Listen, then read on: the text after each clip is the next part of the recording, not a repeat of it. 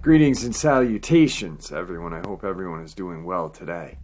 Today we're going to take a step back from the Dogman. Just one day, I promise. I want to do something a little special and a little abnormal. A lot of people, their first introduction to cryptozoology was the Patterson film.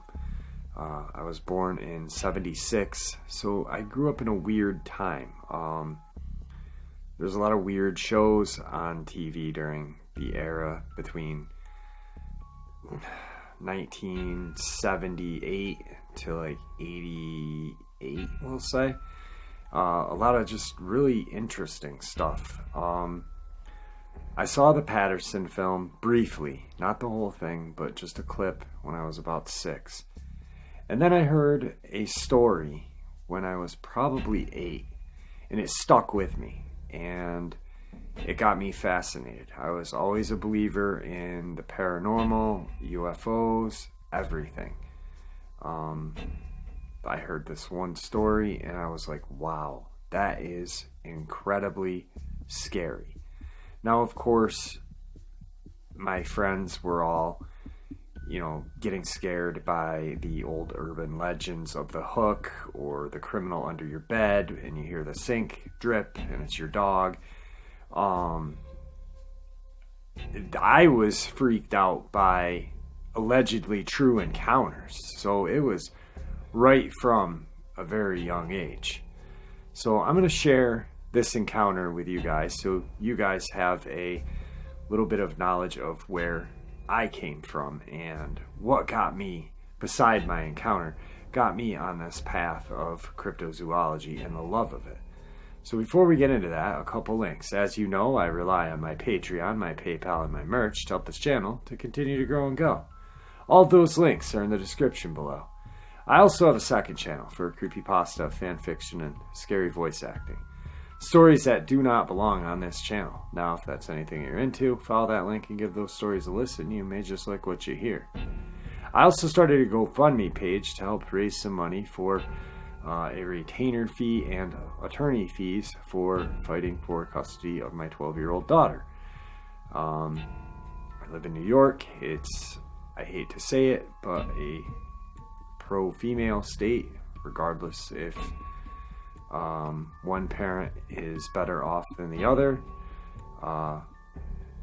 So I started a GoFundMe page to help with that.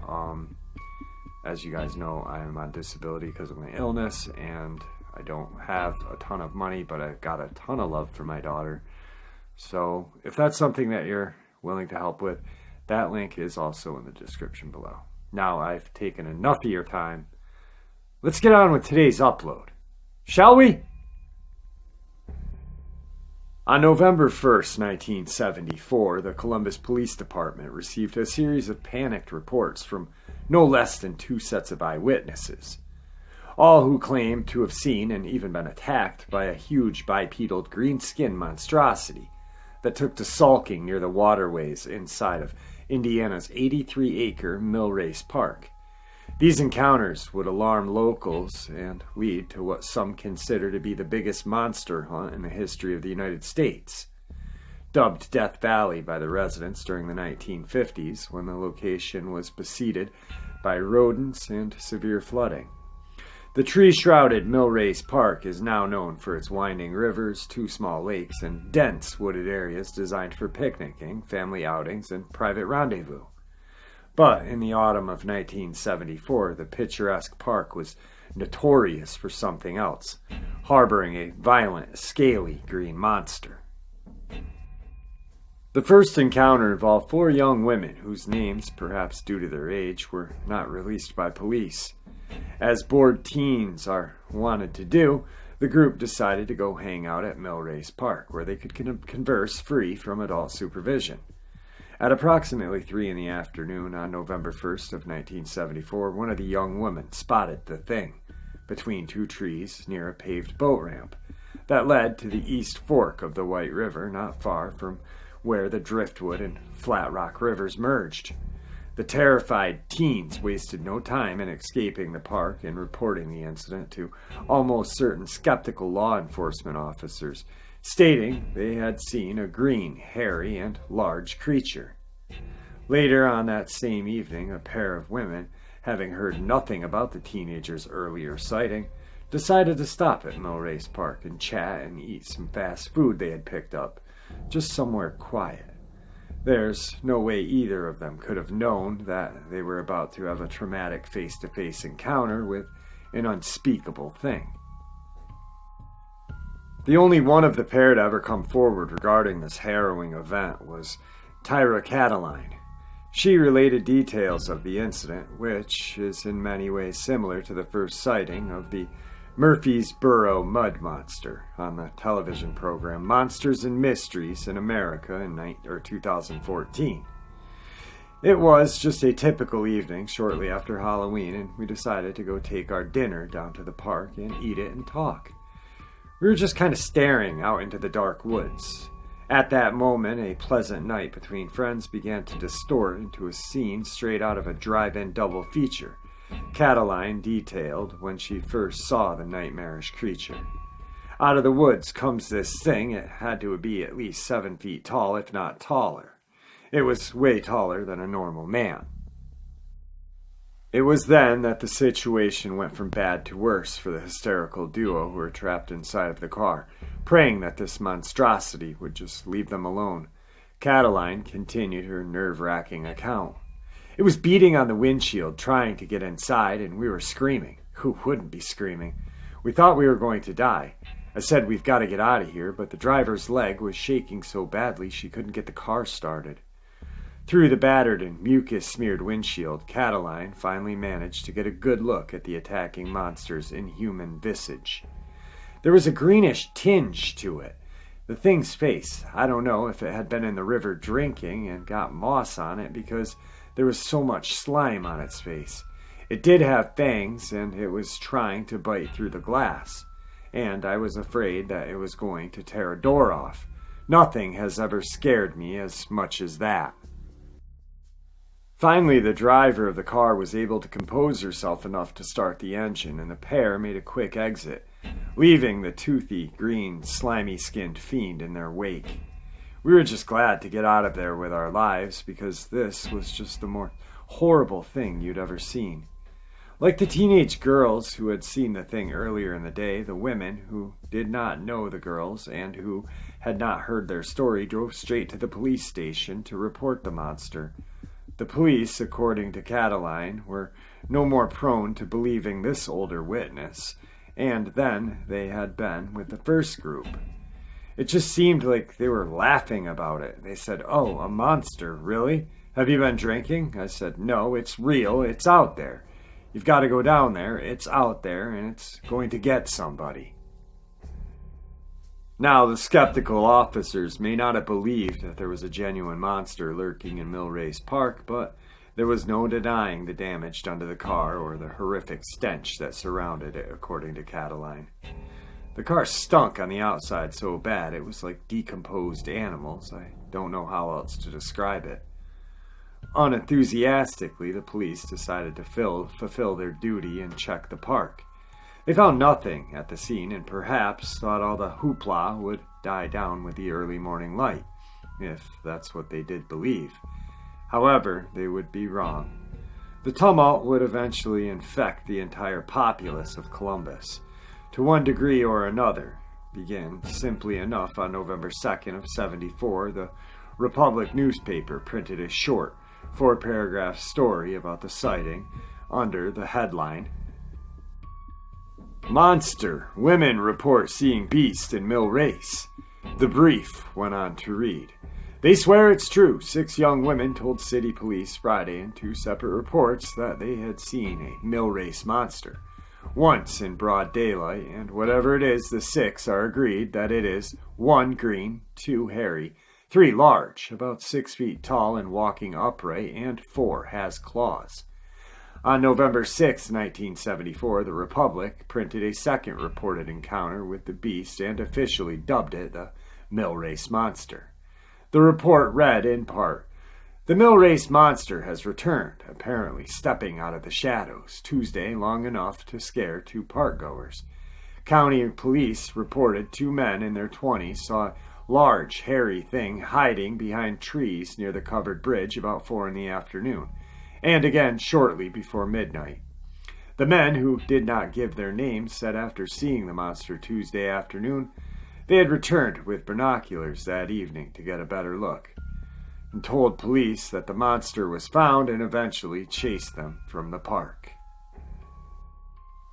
On November 9th, 1974, the Indianapolis Star chimed in on the mill race phenomenon and included a third report of the creature. This time, the beast was seen by a pair of city workers, dog catchers to be specific, 20-year-old Rick Duckworth and 19-year-old John Brown, who were studying ways to rescue cats in the trees of the public park. The pair claimed that they had spied the monster from about 200 feet away. That was when the intrepid, or in the case, foolhardily Duckworth, attempted to pursue it, according to the Indianapolis Star.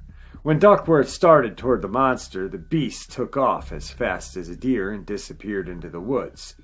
With the monster gone, the two obtained a ladder and lowered the two cats to the ground. As soon as they hit the ground, the two cats took off like bolts of lightning, with one disappearing into the distance and the other running into a sewer line, according to Duckworth. They were really scared, he added. Duckworth would go on and tell the Star that what he would do if he saw the creature again. He would try to shoot it with a tranquilizer gun that he carries to catch dogs. All of this talk about utilizing tranquilizer guns is good and well if you're talking about a lumbering, vicious, 7-foot-tall monster. But according to Duckworth, the creature was nothing more than a large framed man wearing a green mask with green blankets. While there's no way to really know what was in the youthful dog catcher's mind when he saw the creature from such a distance, the fact is it's hard to believe that city workers' first instinct would be to shoot a hoaxer with a tranquilizer, then proceed to drag about their dubious plan to the press. Either way, city officials decided to rally behind this prankster's hypothesis, a fact which infuriated eyewitnesses like Cataline. I know it's real, and I know what I saw is not a joke. It was not a person in a costume. It was really something that could move around. It could grimace its face, it was growling, and it was very aggressive, so people can think what they want. I know what I saw, and it was very bad. I don't want to think about it too long, because it still scares me to this day. Following the third report, the story of the now infamous mill race monster spread like wildfire throughout central Indiana. And in no time, droves of armed amateur monster hunters filtered into the area, along with throngs of curiosity seekers. People were coming out of the woodwork, and they were walking through the woods with baseball bats and shotguns. It was getting to be a thorny situation. Former Republic newspaper editor Harry McCauley confirmed McDonald's statements. We got this report from the police department, and they described it kind of in the terms of Bigfoot with green scaly things coming off of it. The front page helped to feed what developed afterwards. The police reported that people were coming down to the park searching for the monster. In effort to curb the potential devastating mix that can occur with frightened people armed to the teeth and roaming around in the woods in the dark near a residential area, City Park Director Robert Gilkin ordered the park to be closed at night.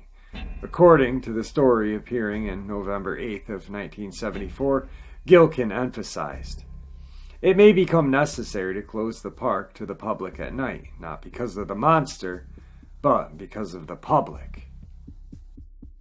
Due to the avalanche of interest in the monster from both the press and the public alike, the Columbus Police Department unofficially appointed Officer Kenneth St. John to the inevitable position of Monster Control Officer. After a while, the monster hysteria died down in the small town of Columbus, and folks went about their business.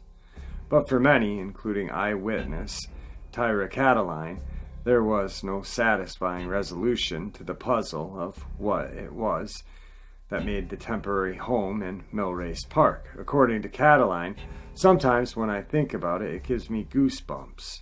It takes me back to that evening. I've never seen anything like it before. To this day, I wonder where it came from and where it went to. The answer to the question may be surprising. While many folks have lumped the Millrace monster into a broad spectrum of the hairy hominid cases, the fact is the creature was reported to have scales and slimy skin, traits not ordinary to the typical Bigfoot reports.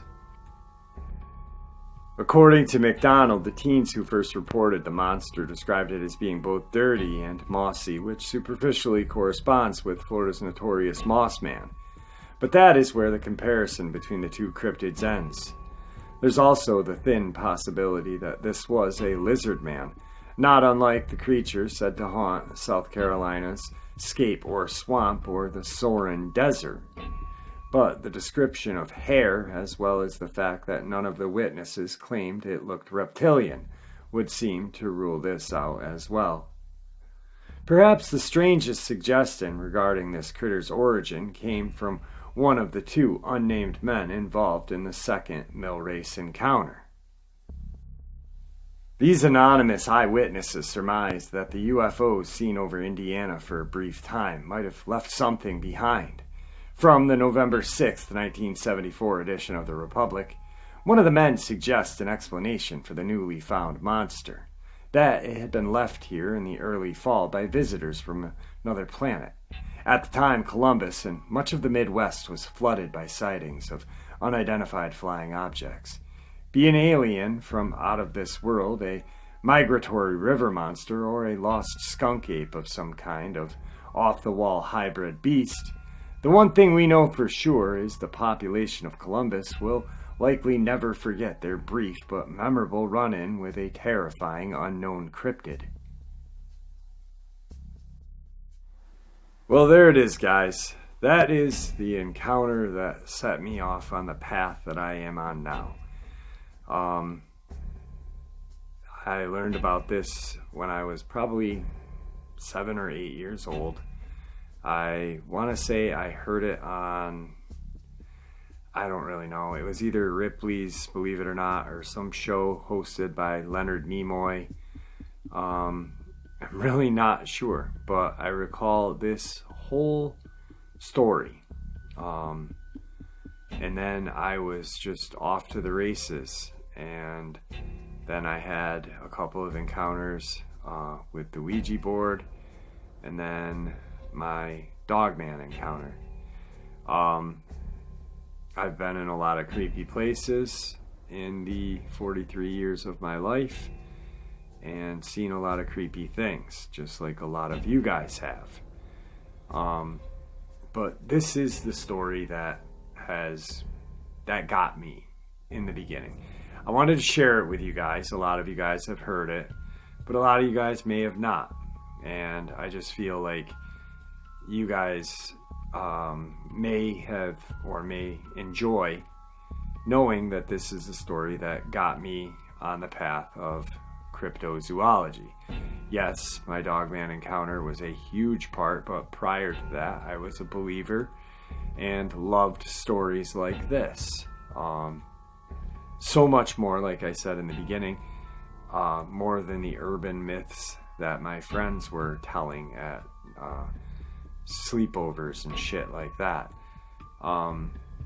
Tomorrow, I promise, I'll have some Dogman encounters, so for those of you who will get mad at me because I didn't do Dogman encounters, I apologize. But, I felt it a little bit necessary for me to share some things about myself and how I got on this path. My Dogman encounter happened when I was 18. A lot of you guys are new to the channel and have asked to hear it. I have left links with you guys when you've asked the question. I may tell it again someday. I've told it 2 times on my channel. Once when I started my channel, and a second time probably like 4 or 5 months ago. It doesn't seem that long ago, but it was. It's a crazy encounter, not as crazy as anything that we've heard in the last couple of days, but to me it was traumatic enough to make me really start questioning things. So one thing I do want to point out though is this is in the 70s, okay? Now the police and the newspaper seemed stunned or shocked or unbelieving. So I'm thinking that this may be before the government kind of interjected on things like this, and didn't fill in the police or the newspapers to shut their mouth. As we know, the government now has their hooks into everything paranormal, it seems. UFOs, cryptids, ghost houses. It's like they want to cover everything up. Now, one thing that I do understand a little bit after reading this as well is that maybe the cover-ups are because the mass hysteria.